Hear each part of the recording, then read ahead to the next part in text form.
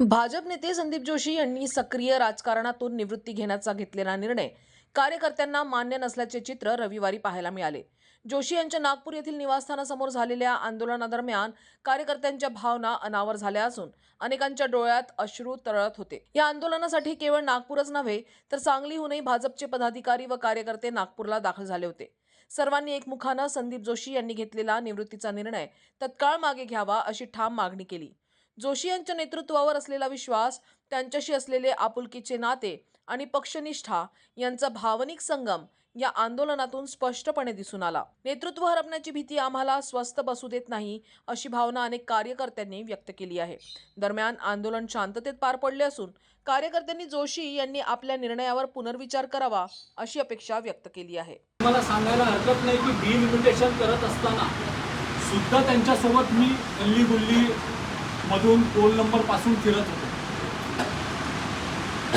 तर एवढा जवळचे संबंध आहे। माझ्या सर्व सुखदुःखामध्ये देवेंद्रजी येऊन बसतात।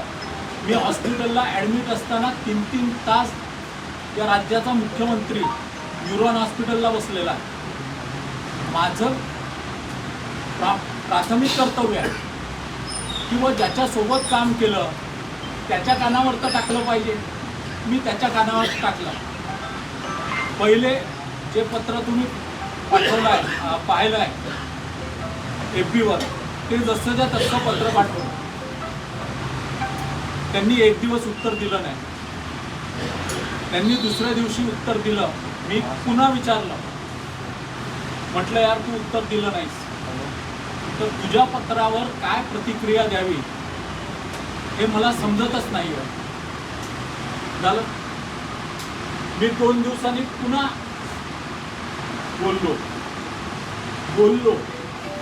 पहिलं मेसेज टाकला होता, दुसऱ्यांदा बोललो, समजावून सांगितलं सर्व। म्हटलं हे अशी सर्व स्थिती आहे, कुणी थांबायला तयार नाही। मी थांबलं पाहिजे असं मला वाटतं। मी संवेदनशील आहे आणि हे इकडून तिकडं तिकडून इकडे हा सर्व विषय मला समजत नाही आहे, पटत नाही आहे। मग शेवटी त्यांनी असं मला म्हटलं की ठीक आहे, तुला जो वाटतो तो निर्णय घे, हे त्यांनी मला म्हटलं। त्याच्यावरती मी आज हेही करता आलं असतं की हे टाकून दिलं आणि नागपूरच्या बाहेर गायब होऊन गेलो असतो।